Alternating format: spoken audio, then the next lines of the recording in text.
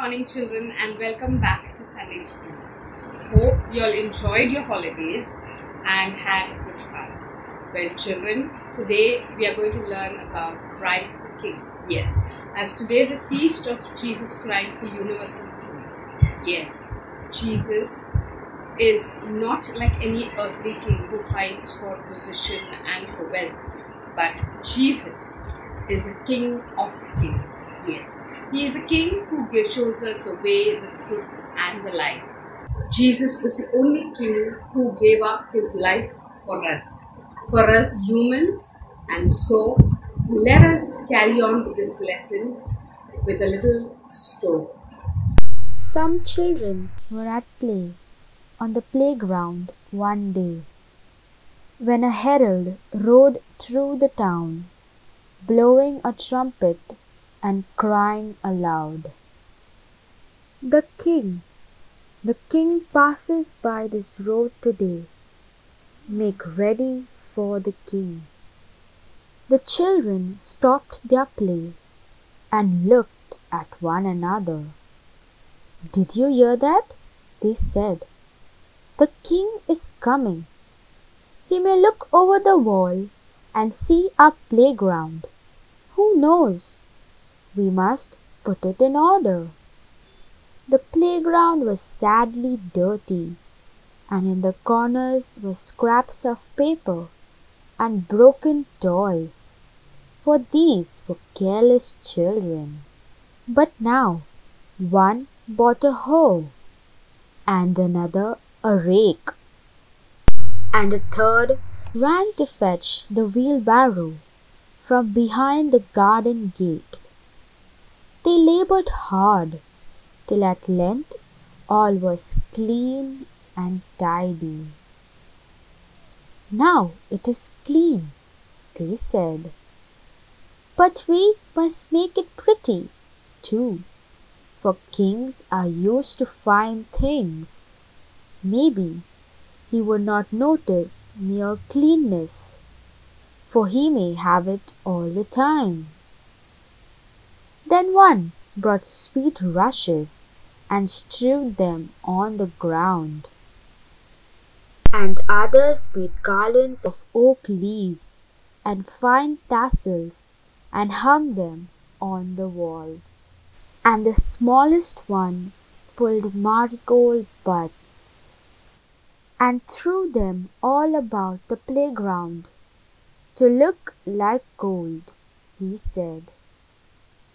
When all was done, the playground was so beautiful that the children stood and looked at it and clapped their hands with pleasure. "Let us keep it always like this," said the smallest one, and the others cried, "Yes, yes, that is what we will do." What kind of a visit do you think this would be? How would the king behave? What would he do? They waited all day for the coming of the king, but he never came. Only towards sunset a man with travel-worn clothes and a kind-faced man passed along the road and stopped to look over the wall. "What a pleasant place," said the man. "May I come in and rest, dear children?"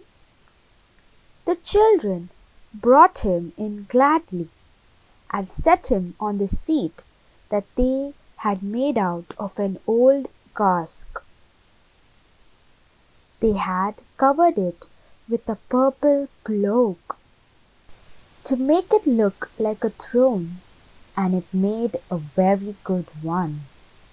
"It is our playground," they said.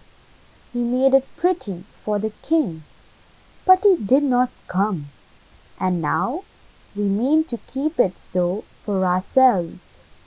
"That is good," said the man, "because we think pretty and clean is nicer than ugly and dirty," said another.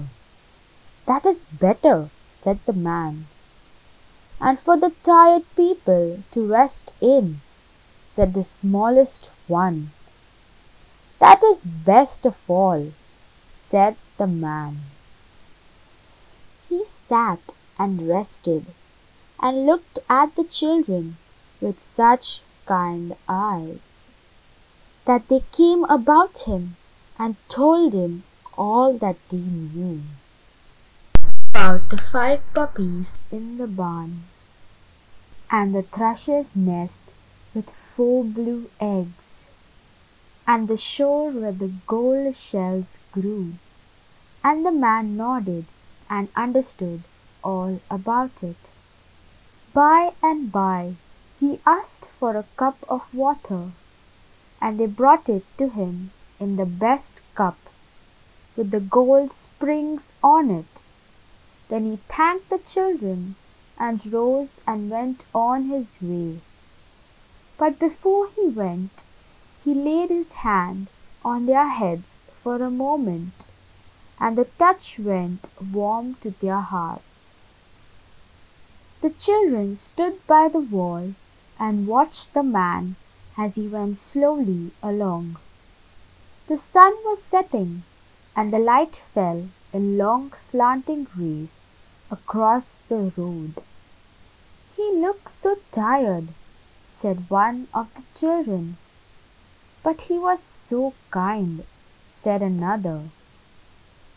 "See," said the smallest one, "how the sun shines on his hair. It looks like a crown of gold." Questions to ponder. What kind of a person finally came to visit the children? Was he really a king? Why did the children find on him a crown like gold? Was he a better king than they could have imagined? What was the difference between the kind of king they had expected and the king who really came to visit them? We should understand that when Jesus rules over us, we get salvation and happiness. And our King deserves our loyalty. Before Christmas, we have the Advent season, correct? And before that, we have the feast of Jesus, the universal King.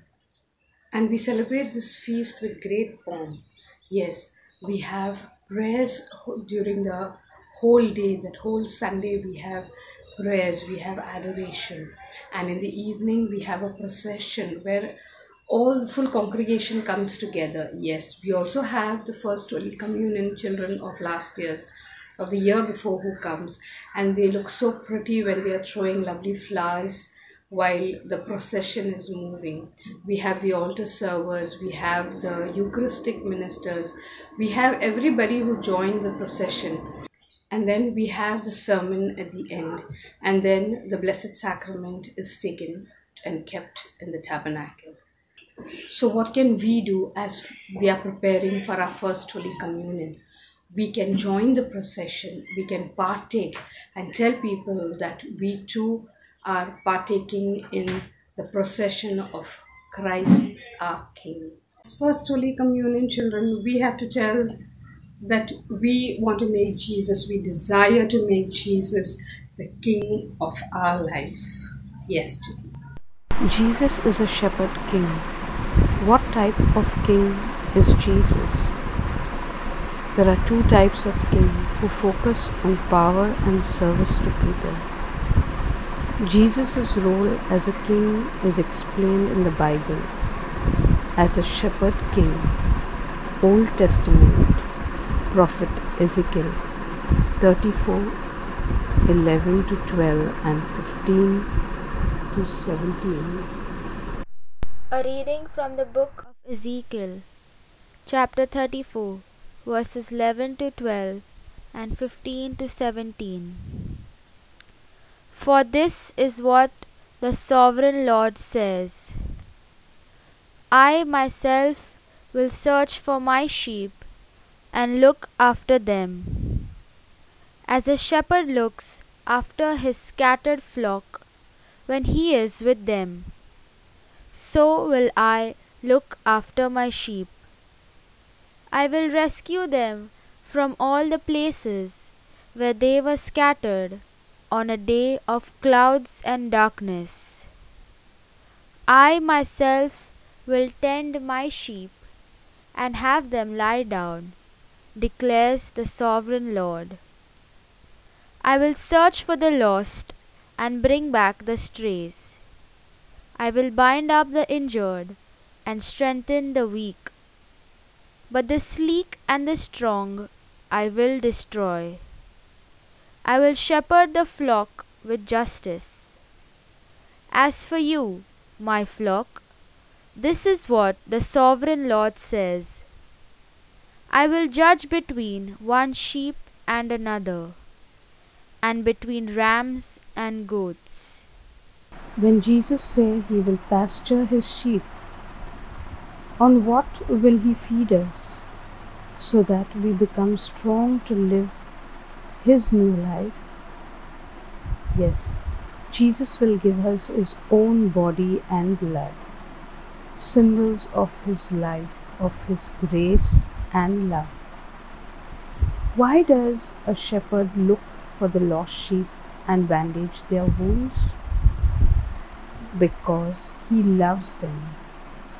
So when we break our friendship with God, when we do not listen to him, we are like lost sheep, and Christ, the true shepherd king, offers us again and again his covenant of friendship and love.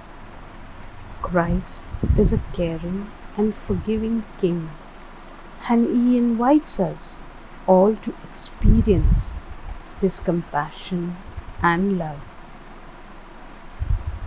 In order to understand even more deeply this title that we give to Jesus, we need to go back to the scene when, before Jesus died, he was brought to trial before Pontius Pilate, the Roman governor, who condemned Jesus to die on the cross. Pilate was amazed at Jesus, so meek and silent, while the Jews, with their priests, insulted and ridiculed him. Do you remember, children, the story when Jesus was being questioned by Pilate? Well, let us just see a small video on this. So, you are the king of the Jews. You have said it. This is why they demand that you be sentenced to death. If my reign belonged to this world, my guards would have fought to defend me. But my reign is not of this world. He has no guards, no soldiers, no spies. He is a prophet who explains their scriptures to the people. The Sanhedrin fear he may incite the people against them. Then you admit it. You are a king, but of a kingdom that is not of this world. You have said it.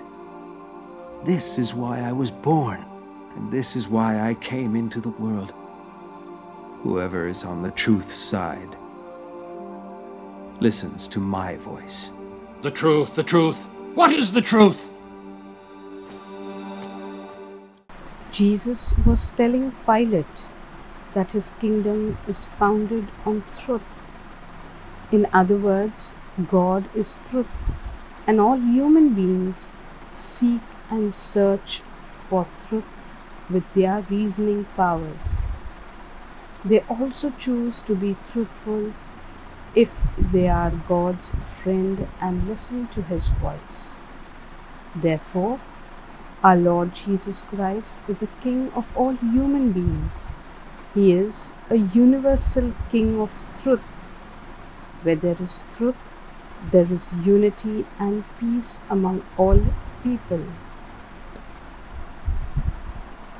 Well, children, there's a question for you all. Write down what you think the meaning of Jesus saying, "My kingship is not of this world." My kingship is not of this world. Write what you understand on this. Kindly take a prayerful posture. Close your eyes. Sit with your back straight. Open palms on your lap. Breathe in. Breathe out. Breathe in. Breathe out. Breathe in. Breathe out. Reading from the book of Isaiah, chapter 11, verses 10 to 13. In that day, the root of Jesse will stand as a banner for the peoples. The nations will rally to him, and his resting place will be glorious.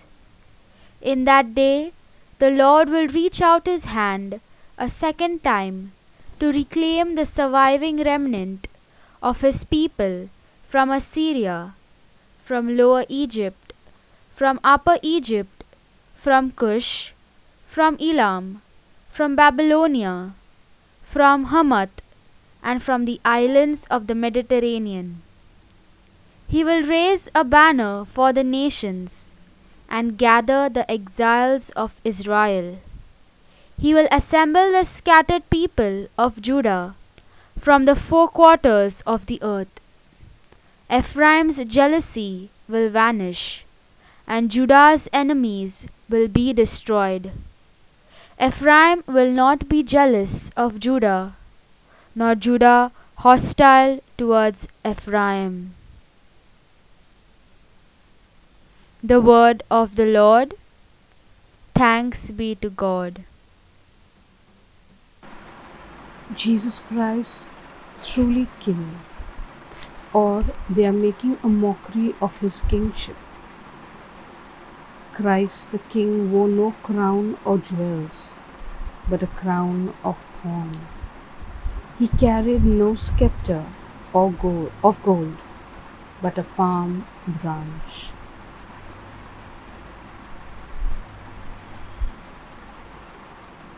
They presented Jesus to the world as King.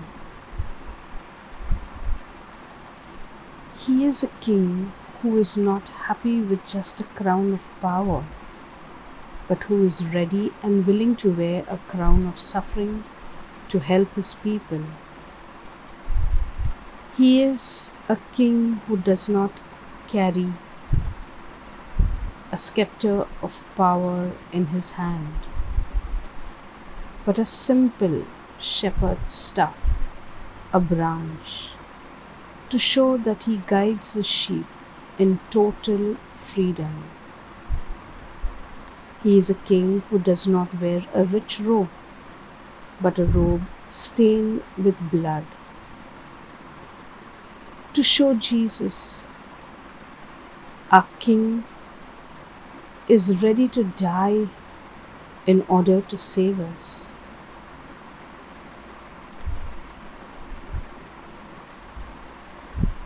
What kind of king Jesus is?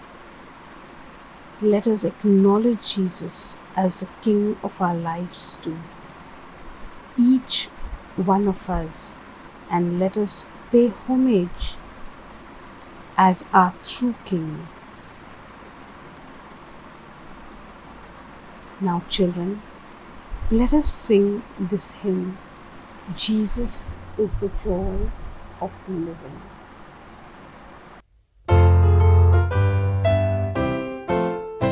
Oh, Jesus is the joy of living. He's the King of life to me. Unto him my all I'm giving. He's forevermore to be. I will do what he commands me. Everywhere he leads I'll go. Jesus is the joy of living. He's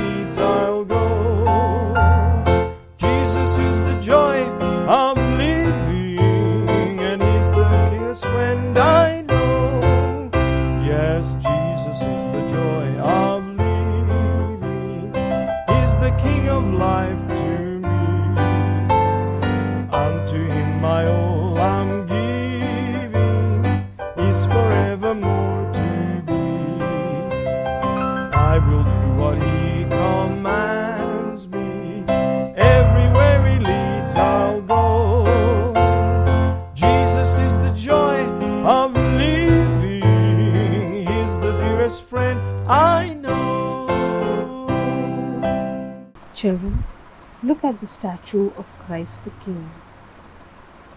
Can you understand the various symbols on the statue?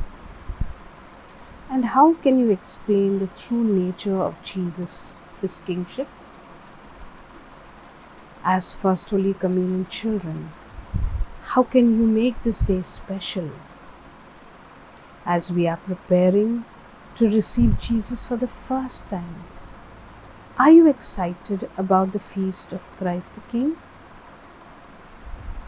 Will you be able to take part in the procession? Will there be a chance to spend time quietly with Jesus? How will you do it? Ponder on these questions too. So children, we have come to the end of your session. The activity and assignments are as follows. Imagine you have reached the court of a real king. What do you expect that a king should give you? Christ the King statue of Jesus Christ, located in Swebodzin, Poland, is the largest in the world. Find out more details and make a note of it. Make sure to send it to us today or during the week, latest by Thursday. Your assignment is as follows. What have you understood from this lesson?